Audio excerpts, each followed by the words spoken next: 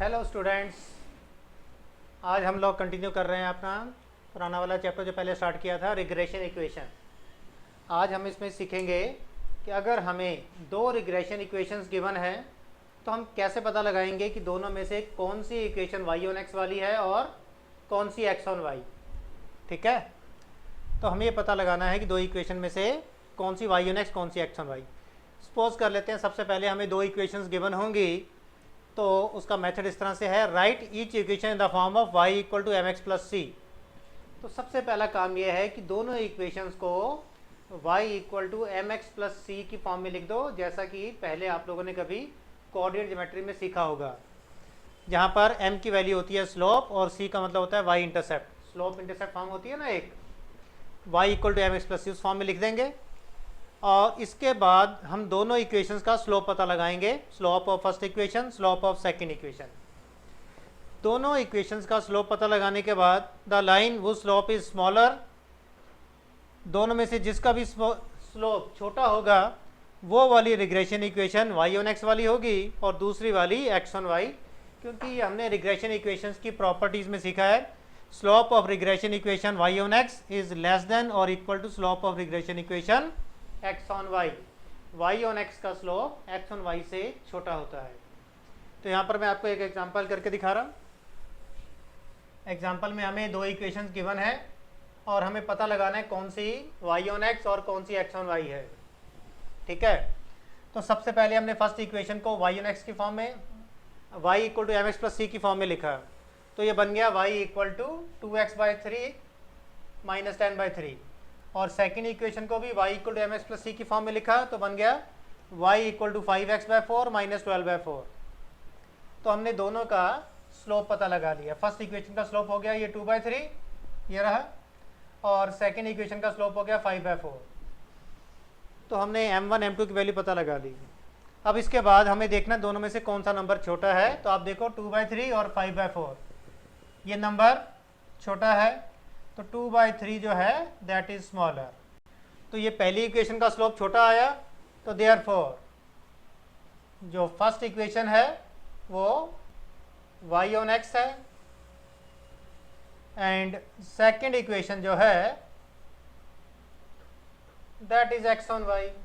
जिसका स्लोप छोटा आया वो y ऑन x और द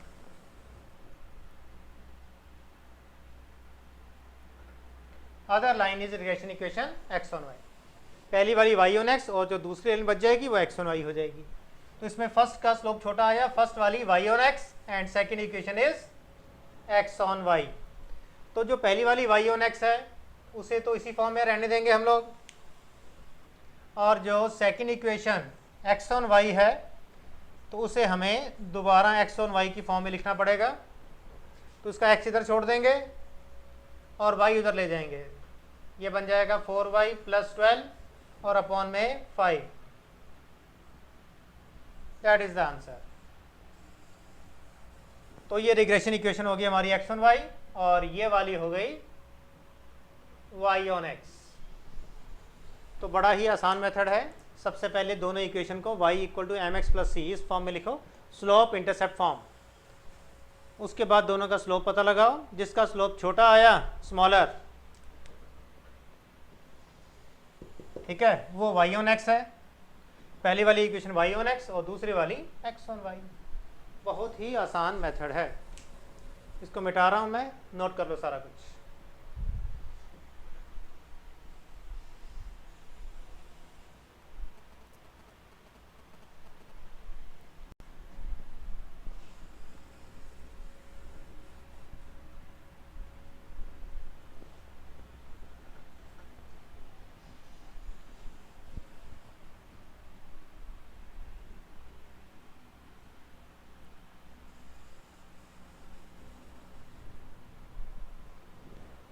सपोज कर लेते हैं ये एग्जांपल नंबर 1 था, और अब हम इसमें एक और एग्जांपल सीखने जा रहे हैं।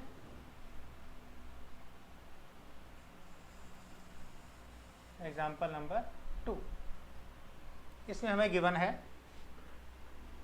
7x plus 8y equal to 47 और 3x plus 4y equal to 25। तो this and this are two regression equations. तो सबसे पहला काम क्या करना है, हमें इनका स्लोप पता लगाना है। तो दोनों को ही y equal to M X plus C, Y equal to M X plus C, दोनों को ही लिखेंगे। ये फर्स्ट इक्वेशन है, ये सेकंड इक्वेशन है।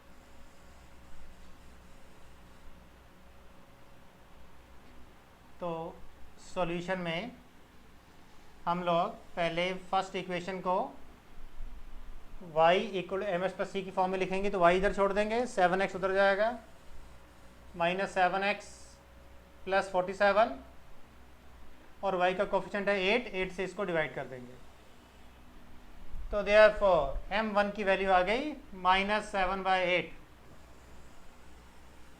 और इसके बाद लिखेंगे हम सेकेंड इक्वेशन, उसे भी y की फॉर्म में लिखना है, y इधर बाकी सारा उधर, -3x प्लस 25 और डिवाइड बाय 4 हो जाएगा। ये y के साथ 4 आ रहा है ना। तो देयरफॉर m2 की वैल्यू आ जाएगी -3/4। तो हमें इनका मॉडुलस निकाल देना है। अच्छा, जब हमें ये देखना है कि कौन सा नंबर छोटा कौन सा बड़ा है, तो उनका साइन नहीं देखना, बिना साइन देखे पता लगाना है। ठीक है, तो हमने देखा कि 3/4 ये वाला नंबर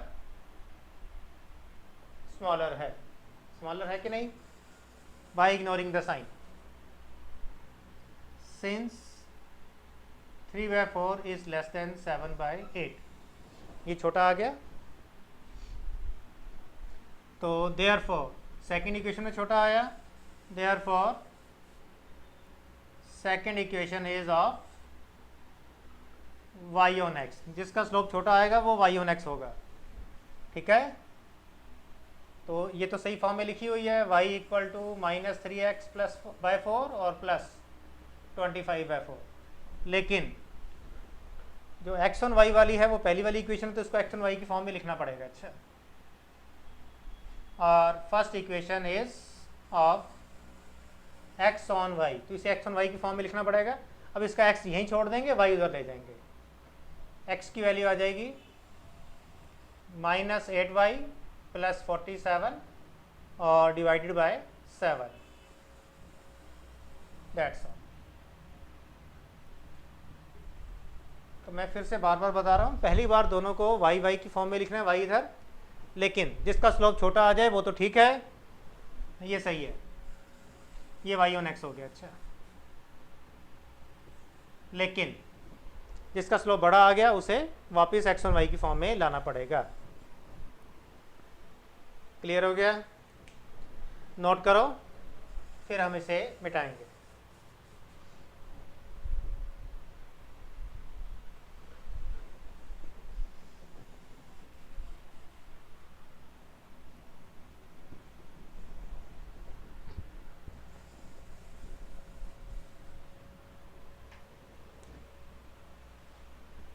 अब मैं आपको सेम क्वेश्चन सॉल्व करने के लिए इससे भी शॉर्टकट मेथड से सॉल्व करना सिखा रहा हूँ, जिसमें हमें कुछ भी लिखने की ज़रूरत ही नहीं पड़ेगी। हम सिर्फ क्वेश्चन को देखेंगे और देखते ही बता देंगे कौन सी इक्वेशन y ऑन x, कौन सी x on y।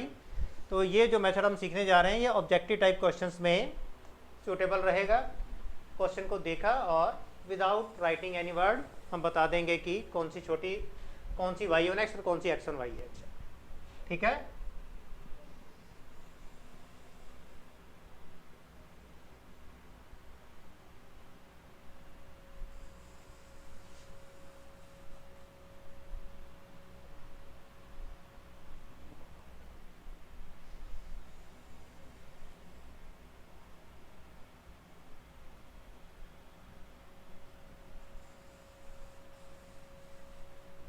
How to identify the regression equations?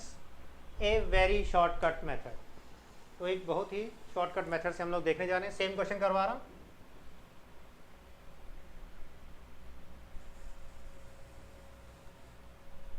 (7x + 8y = 47) और 3x plus 4y equal to 25।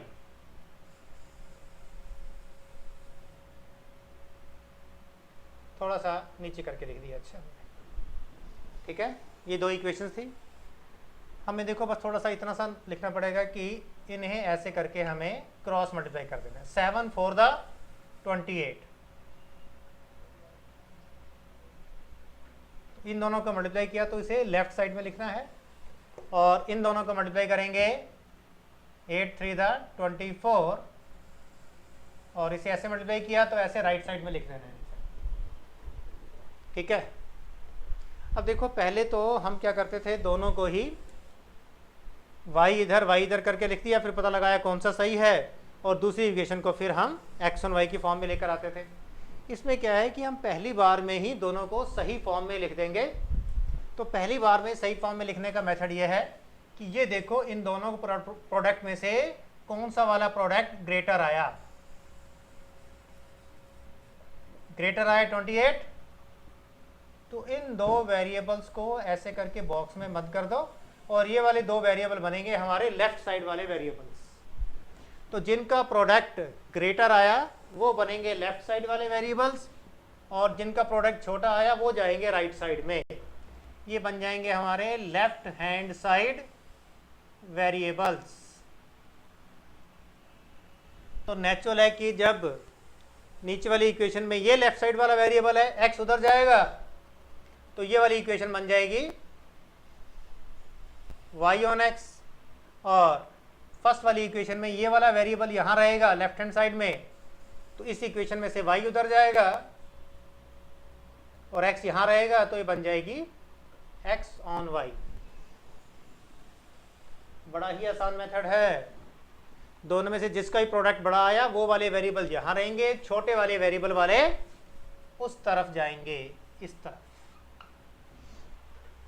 लिख के दिखा देता हूँ, ये 7x ठीक है इधर रहेगा, तो इक्वल टू 8y उधर जाएगा, माइनस 8y प्लस 47, और फिर 7 से डिवाइड कर देंगे, तो इसके अपॉन में 7 अपॉन में 7, तो ये x ऑन y हो गया। और नीचे वाले में से ये y इधर रहेगा, जिसको हमने बॉक्स में बंद किया वो वेरिएबल यहाँ रहेगा। 3x प्लस 4y इक्वल 25 में से y यहाँ रहेगा, 3x उधर जाएगा, तो माइनस 3x प्लस 25 और अपॉन में 4 आ जाएगा। तो ये बन जाएगी हमारी y ऑन x। बहुत ही आसान मेथड था, नया मेथड हमने सीखा है। पहले हम दोनों को y ऑन x की फॉर्म में लिखते थे, फिर देखते थे छोटा नंबर कौन सा आया वो सही होता था, दूसरे को उल्टा करके लिखते थे। यहाँ पर क्या है कि हमने पहले ही पता लगा दिया कि कौन सा वेरिएबल लेफ्ट साइड में रहेगा और कौन सा राइट साइड में जाएगा। ठीक है, इसमें से ये राइट साइड में जाएगा और इसमें से ये वाला राइट साइड में जाएगा। अच्छा, x उधर जाएगा तो ले गए, इसमें से y उधर जाएगा तो ले गए, 7x यहाँ छोड़ दिया। तो कैसा लगा ये शॉर्टकट मेथड? नेचुरल है, बहुत ही अच्छा था। ठीक है, गुड, नोट करो, फिर हम इसे मिटाएंगे।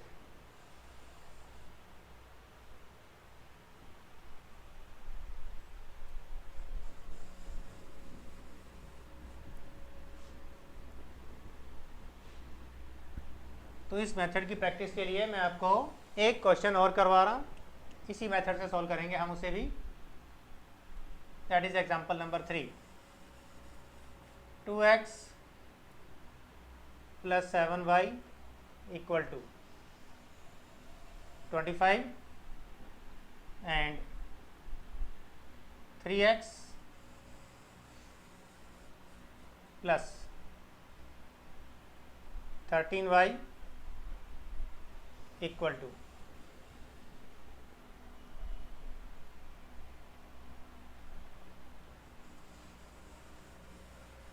28। अब क्या करना है, हमें इन दोनों को क्रॉस मल्टीप्लाई करना है। इन दोनों को किया 3 7 द 21, और इन दोनों को किया 13 2 द 26, 7 3 द 21, 21 और 26। तो जिसका प्रोडक्ट ग्रेटर आया वो वाले वेरिएबल्स हमारे लेफ्ट साइड में रहेंगे,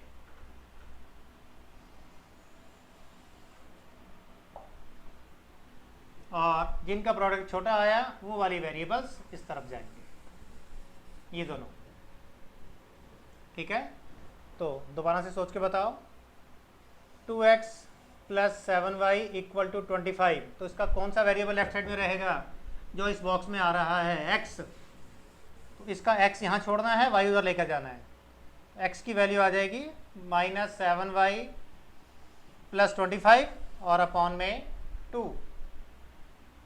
और दूसरी इक्वेशन लिखी हमने 3x plus 13y equal to 28। इसका कौन सा वेरिएबल लेफ्ट साइड में रहेगा जो इस बॉक्स में आ रहा है, y।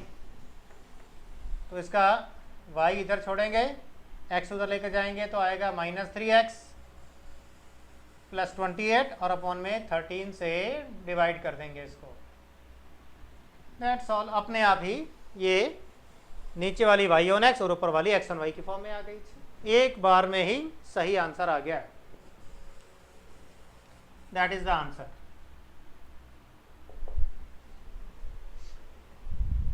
वेरी गुड मेथड, बहुत ही अच्छा मेथड है और वेरी शॉर्टकट। लेफ्ट वाला पोर्शन मिटा दें, नोट कर लो अगर कुछ करना है तो।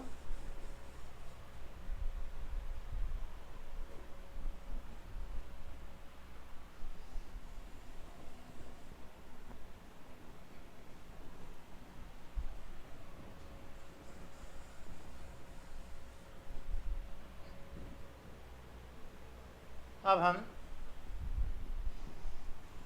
एक न्यू प्रॉपर्टी सीखेंगे of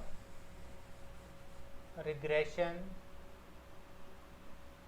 equations. New property of regression equations वो इस तरह से है कि अगर हमें क्वेश्चन में गिवन है, मैं उसे अप्लाई भी करके दिखा रहा हूँ।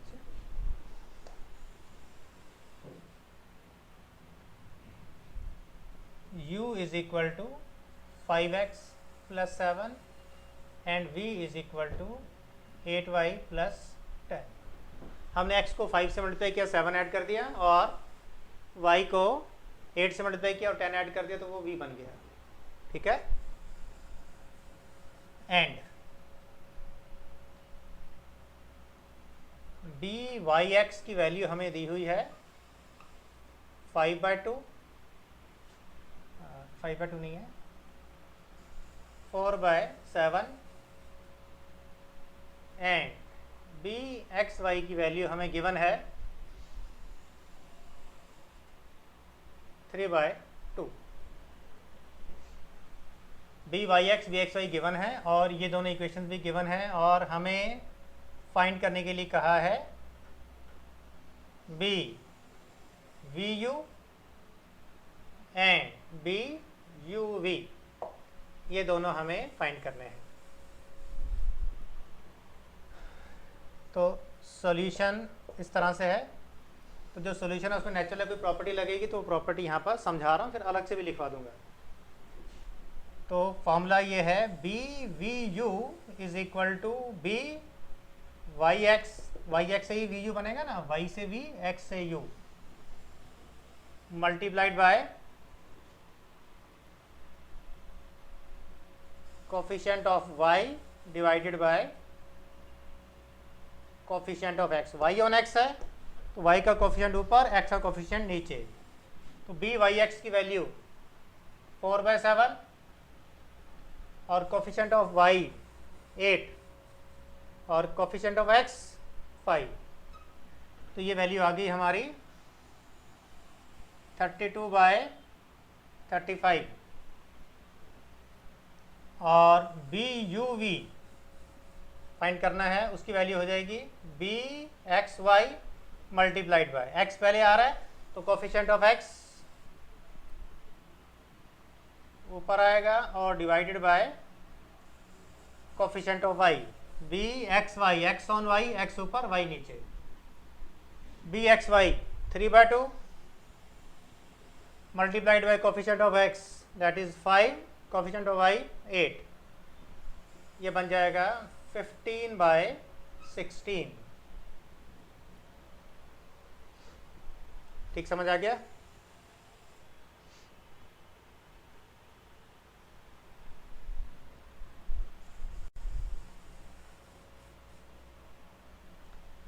That is answer. तो अल्टीमेटली ये है प्रॉपर्टी,